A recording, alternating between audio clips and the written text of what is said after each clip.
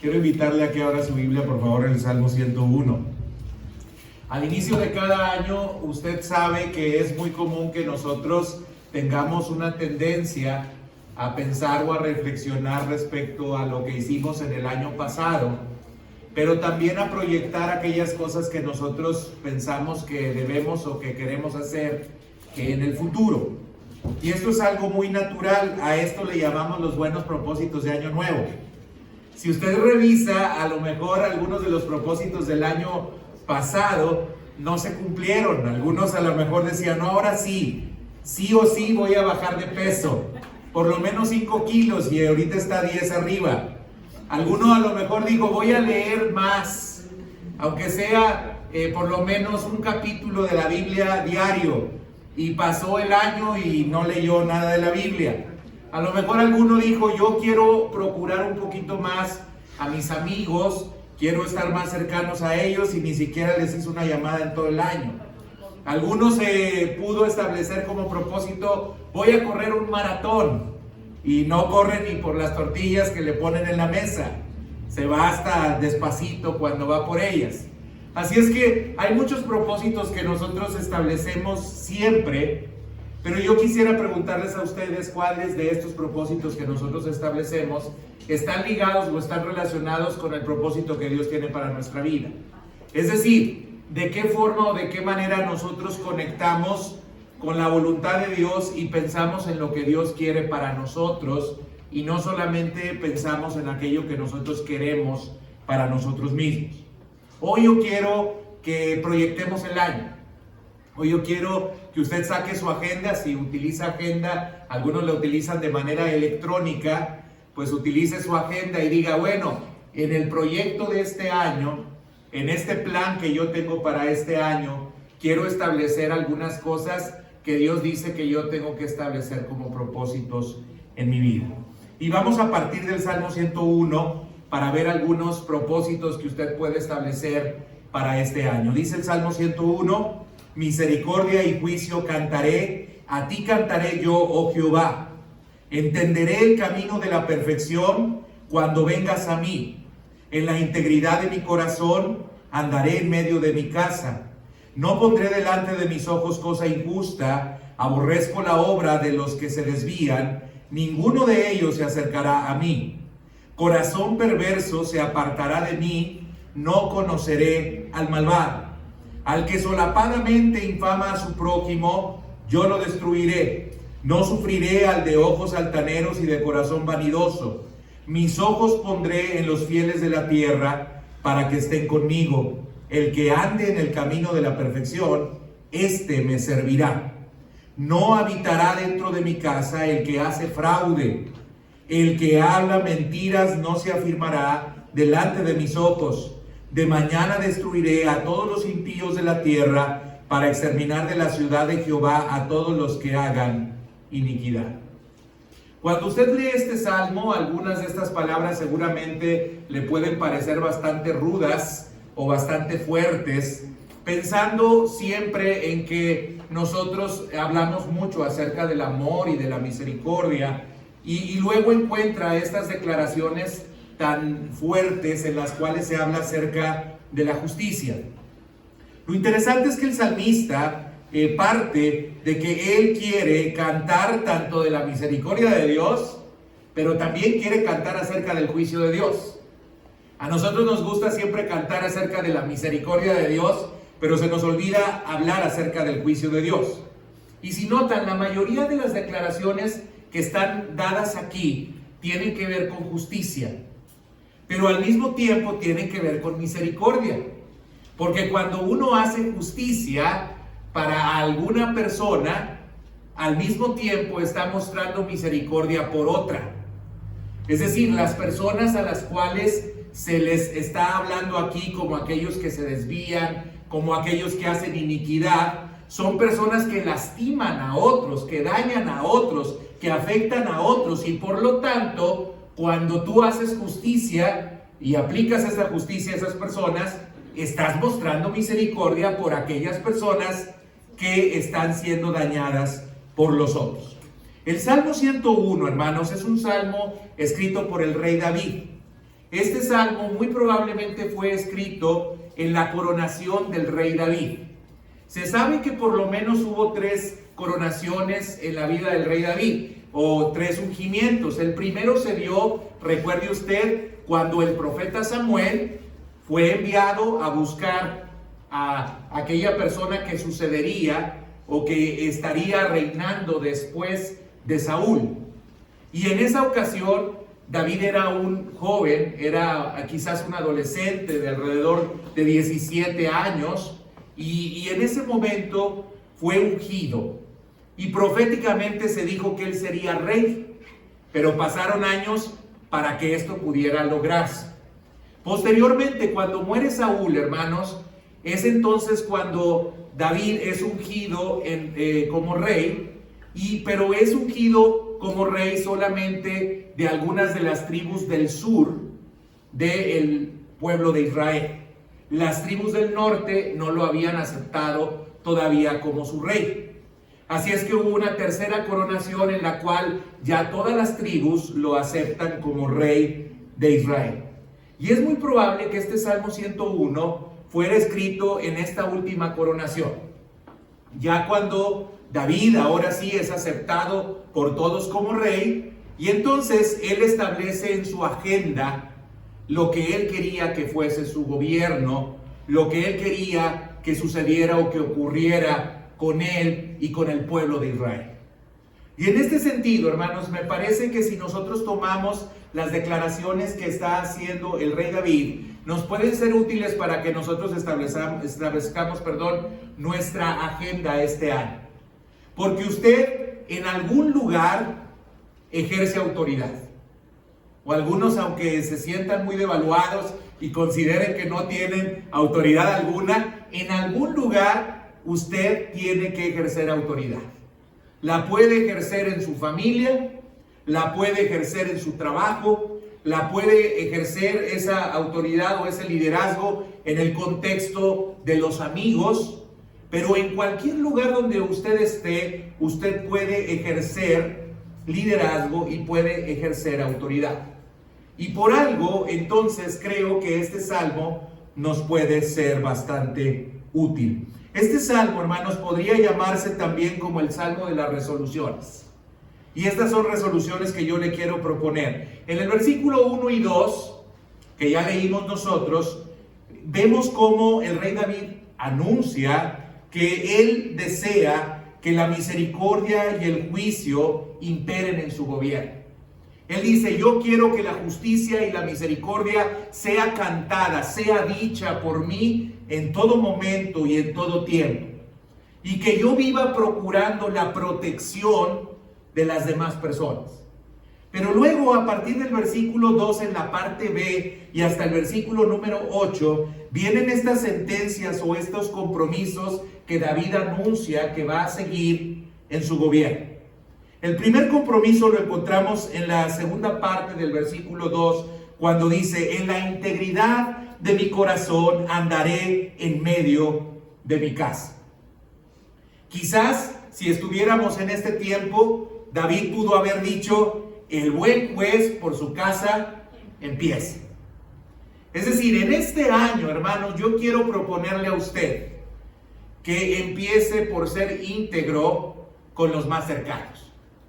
A veces nosotros nos proponemos planes muy ambiciosos respecto a lo que pretendemos que sea nuestra vida, respecto a lo justo que queremos ser en el trato con los demás, respecto a cómo debemos nosotros relacionarnos en el contexto en el cual nosotros nos desenvolvemos, hermanos. Pero lamentablemente muchas veces descuidamos el sitio en el cual tenemos que asumir responsabilidad y en el cual Dios nos ha puesto, y primeramente ha sido la familia.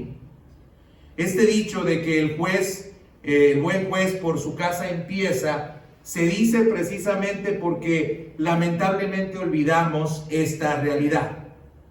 ¿Cuántas veces, hermanos, proyectamos nuestros esfuerzos hacia resolver problemáticas de otros, pero desatendemos las propias problemáticas que hay en nuestra casa o que hay en nuestra familia? Cuánto esfuerzo, hermanos, a veces ponemos por buscar el ser reconocidos en otros lugares, desatendiendo lo que es primero. Yo quisiera que ustedes se pusieran a pensar cuál es tu comportamiento en la relación familiar que tú tienes. Vienes y cantas a la iglesia, pero luego en la casa pareciera que se te olvidó lo que estabas cantando y lo que estabas diciendo. Eres un santo afuera, pero luego en la casa te conviertes, perdón la expresión, pero en un demonio. Hermanos, ¿eres candil en la calle y oscuridad en la casa? Eso es algo que tú te tienes que preguntar y que te tienes que plantear, y esto no debiera de ocurrir en ninguno de nosotros. Si estamos proyectando el año, tenemos que pensar que en nuestras prioridades tenemos que ser íntegros primeramente en la casa. Hace algunos años mi suegro me regaló un libro. El libro se llama El Caballero de la Armadura Oxidada, de Eric Fisher. Y este libro me pareció bastante interesante. Es una novelita chiquita y que incluso yo he leído en varias ocasiones con mis hijos. Y en esta novela se habla acerca de un caballero que vestía armadura y que salía siempre para tratar de libertar a los pueblos que estaban oprimidos, que salía siempre para rescatar doncellas, que salía siempre para ayudar a los demás.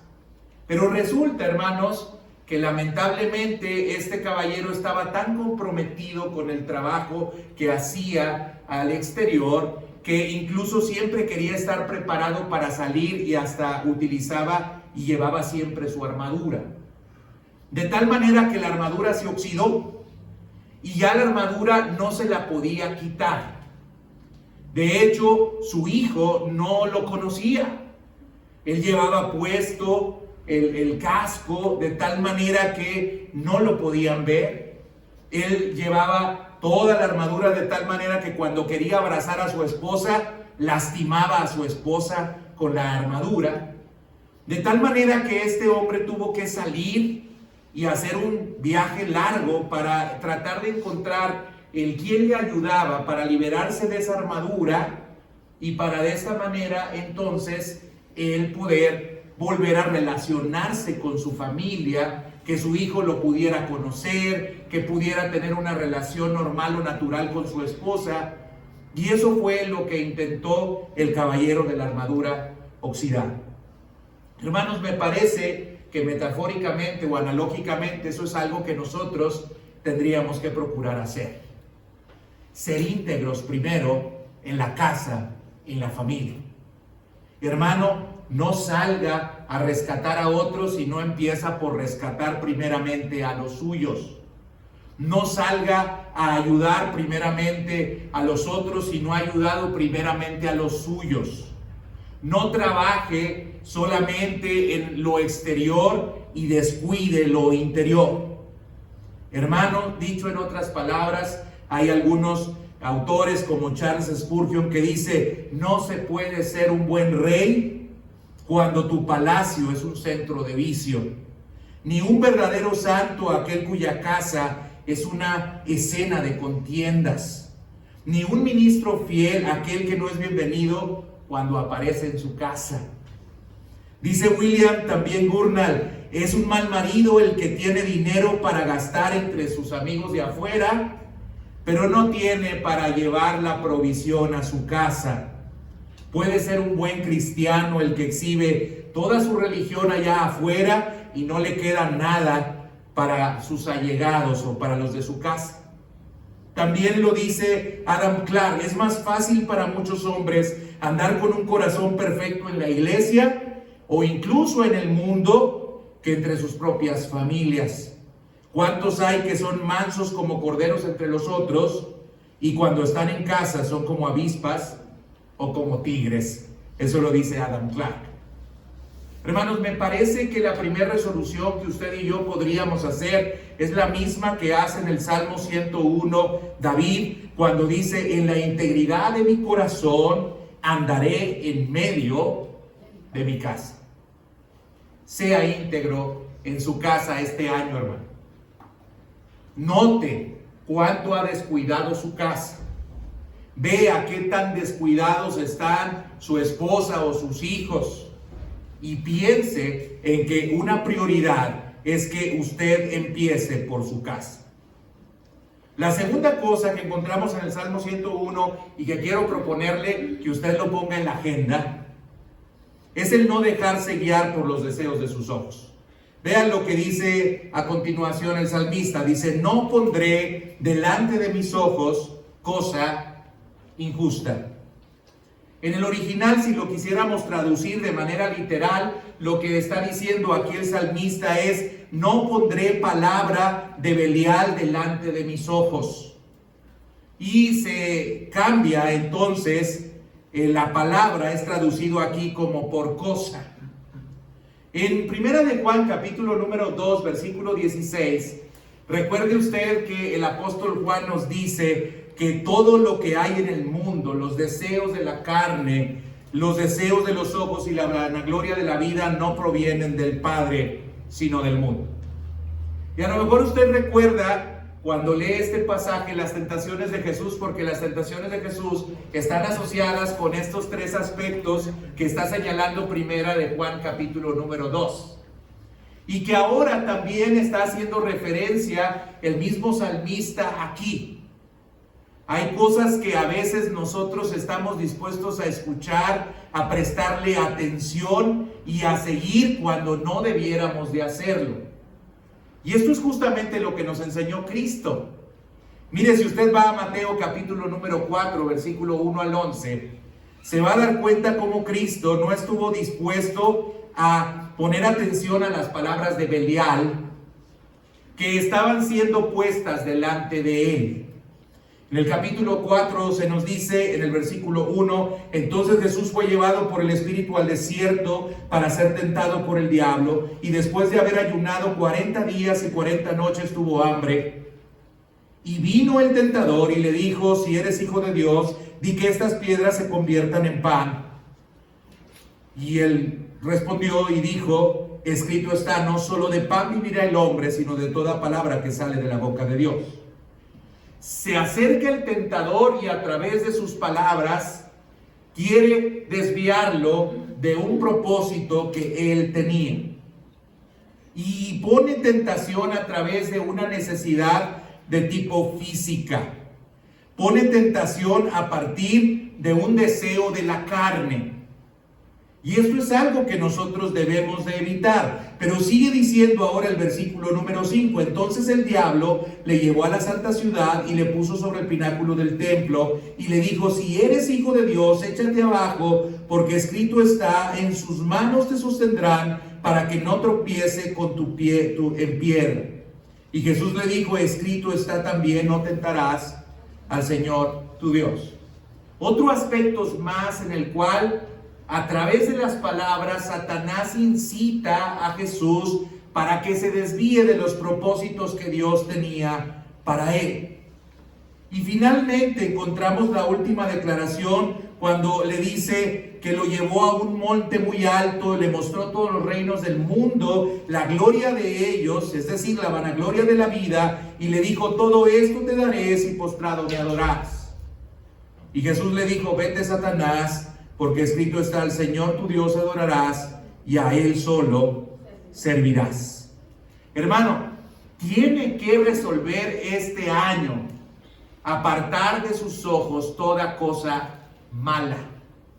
Tiene que ser resuelto y decidido en evitar escuchar lo que otras personas usadas por Satanás le dicen que usted tiene que hacer.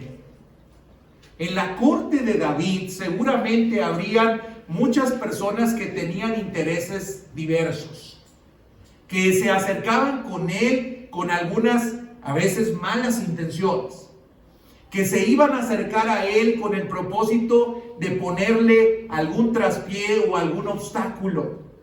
Habría personas que se acercarían a él con la intención de que él cometiera una falta y ellos sacar provecho de la falta que él había cometido. Y hermanos, lo mismo sucede con nosotros.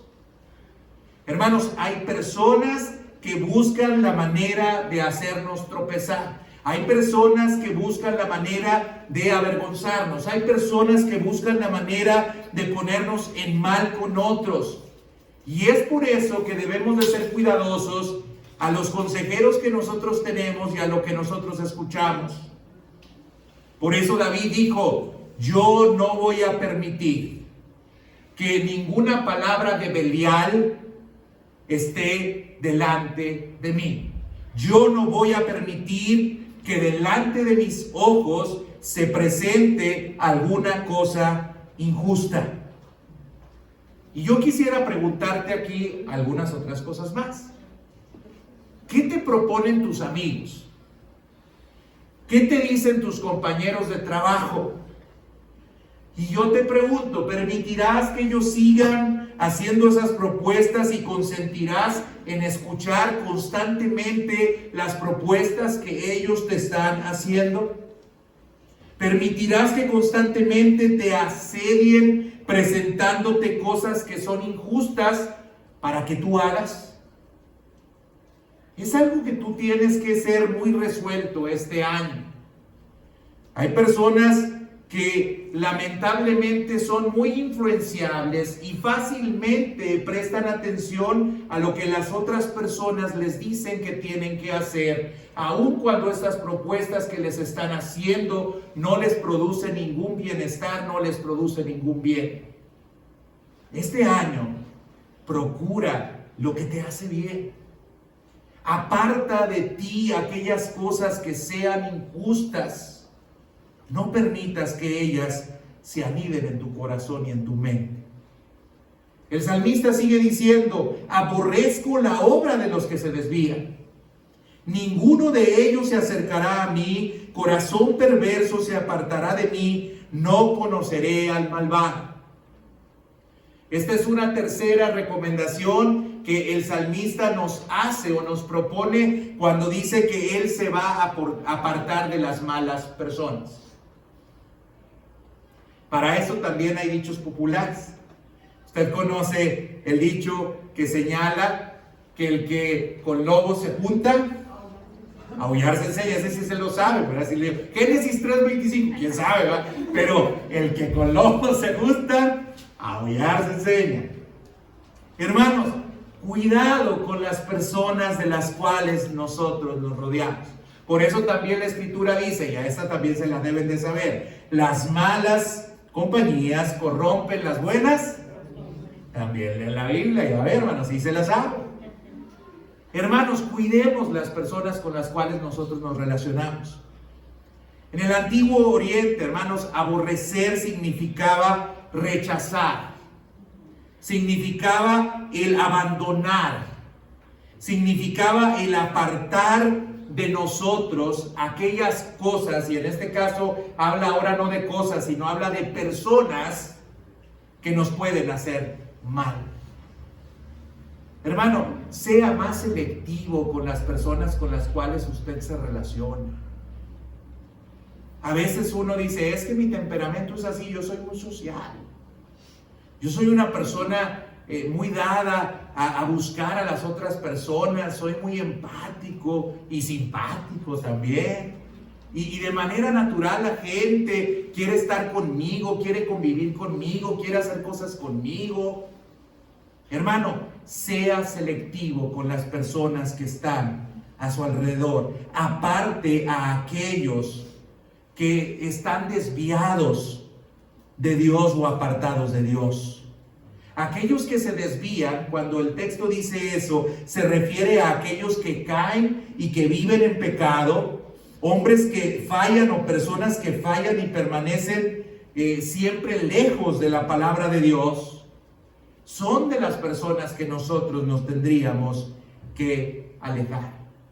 David está prometiendo aquí, hermanos, que él quiere ser puro, que él quiere ser fiel, que él rehúsa el permitir que la infidelidad de otros lo terminen arrastrando a él para que él también sea infiel. Santiago capítulo número 1, versículo 22, hermanos, Refuerza esto que les estoy diciendo y que el salmista nos está compartiendo cuando se dice: a los que dudan, convencedlos; a otros salvad arrebotándolos del fuego, dice, y de otros tened misericordia con temor, aborreciendo aún la ropa contaminada por su carne. Y esta expresión del Nuevo Testamento también suena así como que, híjole, qué poco inclusivo eres. ¿Cómo es posible que no seas tolerante con las demás personas? Pero recuerde de lo que estamos hablando. Estamos hablando de un rey que tiene que establecer justicia porque tiene que hacer misericordia.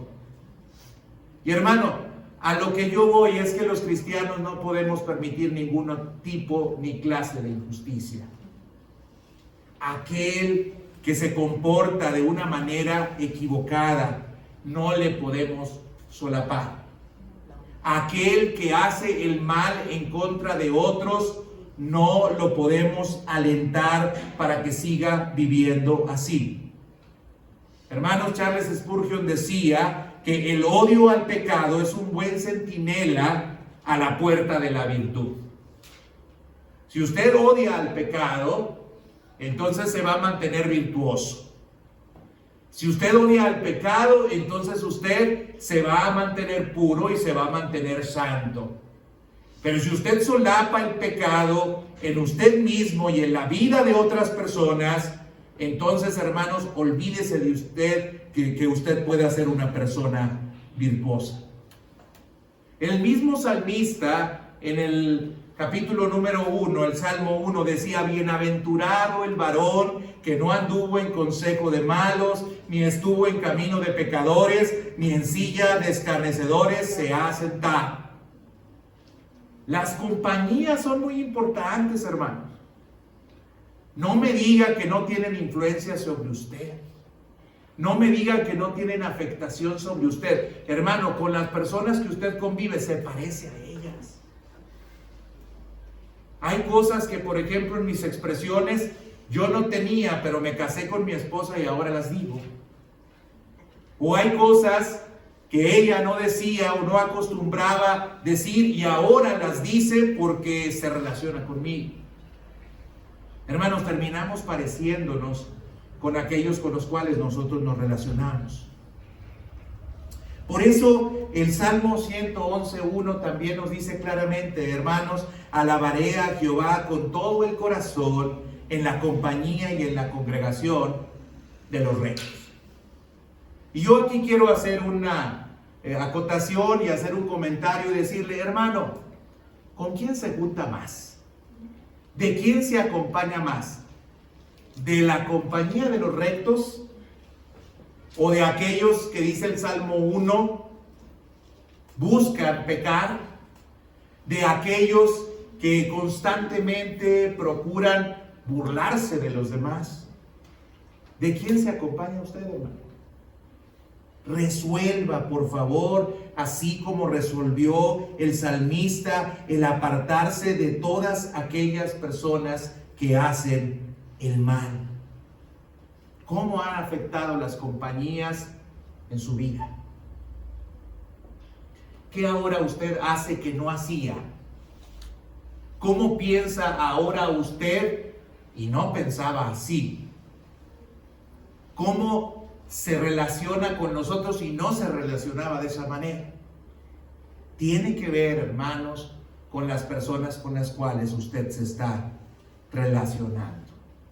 Así es que yo le diría que la tercera resolución y que debería de estar en su agenda es apartarse de aquellas personas que hacen el mal. Apártese. No sé por qué nadie se quiere juntar con el pastor y siempre procuran esconder el platicar cosas al pastor o decir cosas al pastor o visitar al pastor, pero nos gusta visitar a otros. Y no es porque el pastor sea muy santo, ¿verdad? Pero a veces nosotros no nos gusta esa compañía porque no nos podemos soltar, porque no nos podemos liberar, porque no podemos ser quien nosotros en realidad somos, porque no podemos decir lo que regularmente decimos. Y eso, hermano, nos debe de a nosotros hacer pensar, ¿sí?, qué compañía nosotros preferimos y por qué preferimos esas compañías. Dime con quién te juntas, te diré quién eres. Cuarta resolución, hermanos. Combate sin tolerancia al que hace el mal. Vean lo que dice el pasaje. Al que solapadamente infama a su prójimo, yo lo destruiré. No sufriré al de ojos altaneros y de corazón vanidoso.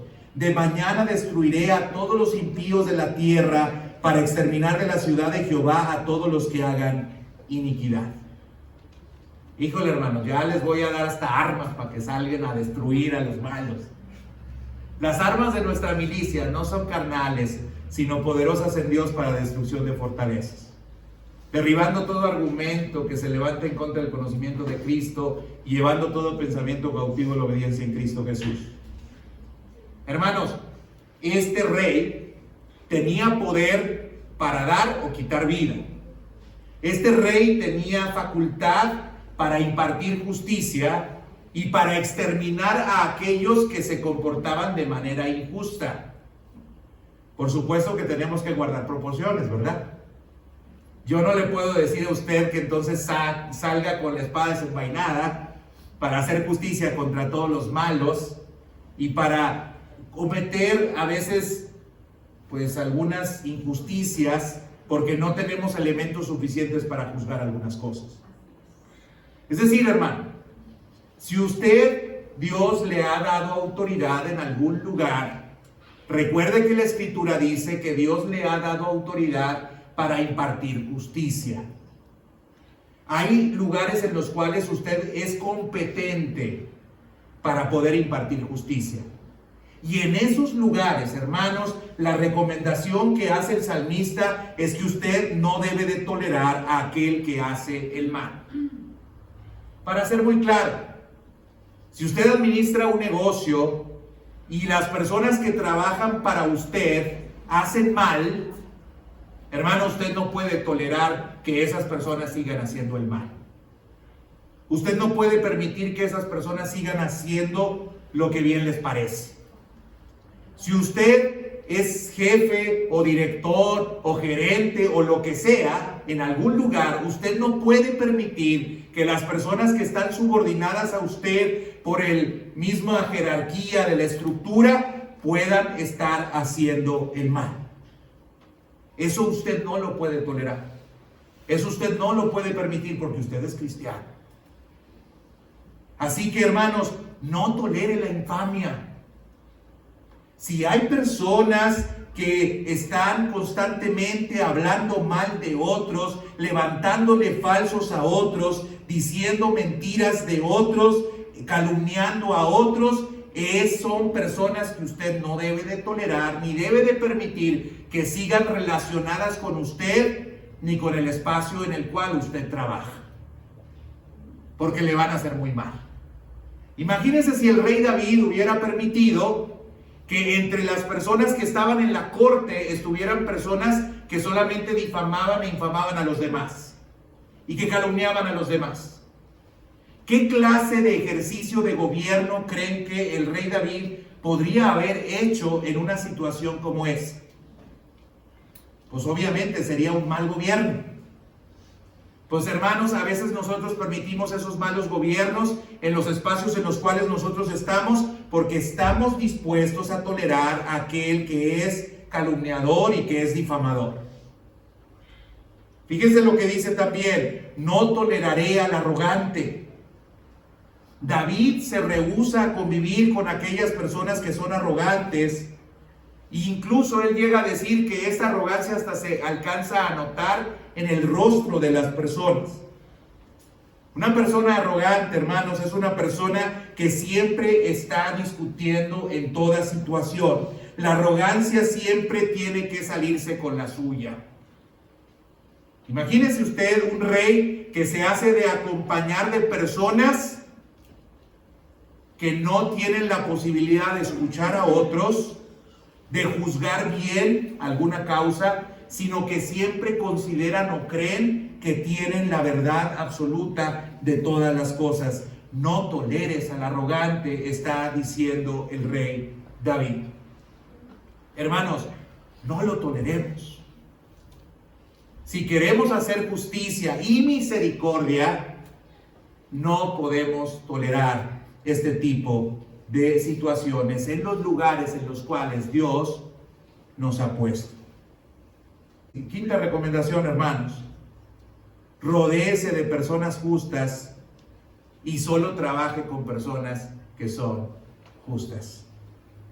Dice el rey David: mis ojos pondré en los fieles de la tierra para que estén conmigo. El que ande en el camino de la perfección, este me servirá. Por eso hay expresiones en la Biblia, hermanos, en los cuales dice: hombre de verdad, ¿quién lo hallará? O también aquel pasaje de Proverbios 31 cuando dice: mujer virtuosa, ¿quién la hallará? Hermanos, estas preguntas implican que es difícil encontrar fidelidad en los hombres o en las personas. Esta pregunta nos hace ver que es muy difícil a veces encontrar virtudes y cualidades buenas en las demás personas. Pero algo que debemos de procurar hacer es buscar a este tipo de personas. Como un radar, hermanos, transite este año buscando a aquellas personas que sean leales, que sean fieles, que sean íntegras. Con un radar salga este año a buscar a aquellas personas que buscan la perfección para que le acompañen a usted. Yo sé que en este tiempo es muy difícil encontrar personas así. Y David sabía que era imprescindible buscar y rodearse de esta clase de personas. Ojo, David no estaba buscando personas perfectas. Estaba buscando personas leales, fieles. Perfectos no somos ninguno de nosotros. Pero buscaba personas que pudieran ser leales y fieles. Acompáñese de personas leales y fieles, hermano. No de aquellos que les van a dar, como decía mi suegra, la puñalada traicionera. No se acompañe de esas personas. Que sean gente de confianza. Que usted pueda hablar con toda libertad delante de ellas y sepa que eso que usted dice no va a ser usado en su contra. Que pueda usted habitar confiado al lado de aquel que es su vecino, sabiendo que su vecino es leal y es fiel. Hermano, busque personas así. Nos dejamos acompañar a veces en la vida por pura gente que nos lastima, que nos daña, que nos pone tropiezo, que nos traiciona, que nos hace mal. Busque personas que en verdad sean leales y sean fieles. Y sobre todo en su trabajo, procure trabajar con estas personas. Rodéese de personas leales, fieles, no perfectas. Esto, hermanos, debiera de ser también una constante, incluso en la iglesia. Por eso vemos cómo en Timoteo el apóstol Pablo le dice a Timoteo precisamente palabra fiel y digna de ser recibida por todos. Si alguno anhela obispado, buena obra desea, pero hay requisitos de las personas que tienen que hacerse cargo de un trabajo en el contexto de la iglesia. Y dice, pero es necesario que el obispo sea irreprensible, marido de una sola mujer, sobrio, prudente, decoroso, hospedador, apto para enseñar, no dado al vino, no pendenciero, no codicioso de ganancias deshonestas, sino amable, apacible, no avaro, que gobierne bien su casa, que tenga a sus hijos en sujeción con toda honestidad. Pues el que no sabe gobernar su propia casa, ¿cómo cuidará de la casa de Dios? En todos los contextos, en la iglesia y en cualquier organización, tenemos que buscar personas leales y fieles. pueden ser muy aptas, pueden ser muy dotadas, pueden ser muy capaces, pueden tener un intelecto que sobrepasa al de todas las demás personas, pero algo que debemos de procurar este año es buscar personas leales y fieles. Sexta y última cosa, no sé si se acuerda de las 5. A ver, vamos a hacer el repaso. Número 1, ser íntegros en la casa. Número 2, no dejarnos guiar por los ojos. Número 3, apartarnos de los malos. Número 4, combatir y no tolerar a los malos. 5, buscar a personas leales o fieles. Y sexto, hermanos, no dé lugar al fraude y a la mentira. Fíjense lo que dice: no habitará dentro de mi casa el que hace fraude, el que habla mentiras, no se afirmará delante de mis ojos. El término original que utiliza David para hablar de la palabra habitar en este contexto es el término literal que significa sentarse. No se sentará, es decir, no tomará autoridad, no tomará gobierno, es decir, dentro de las personas que me acompañarán para gobernar, no permitiré que una persona que hace fraude me acompañe en lo que yo estoy haciendo. Y hermanos, esto es válido en todos los contextos en los cuales nosotros estamos. ¿Por qué se deja acompañar de personas fraudulentas? ¿Por qué se deja acompañar de aquellas personas que procuran hacer el mal? Apártese de ellas, que no se siente, que no tomen autoridad, que no tomen gobierno en el lugar en el cual usted está. Si Dios lo puso como supervisor en algún lugar, vea que aquellas personas que están a su cargo no estén haciendo cosas fraudulentas, no las consecuente, no las apoye, no las respalde, o no se haga de la vista gorda. Tiene que usted no dar lugar al fraude ni a la mentira. Un fraude, hermanos, ocurre cuando se oculta el verdadero motivo detrás de una acción o cuando no se cuenta todo de la historia. No se junte con personas mentirosas ni con personas fraudulentas. El que habla mentira, hermanos, no se tiene por qué afirmar delante de nosotros. Es decir, no debemos de permitir que siga acompañándonos a nosotros. El rey tenía una política, hermano. El rey David sabía que cualquiera que fuese culpable de mentir no podía mantener la posición en la cual se encontraba. Ay, hermanos, esto resulta muy difícil en este tiempo en el cual parece que la mentira, ahora ya le pusimos un adjetivo que es la de piadosa.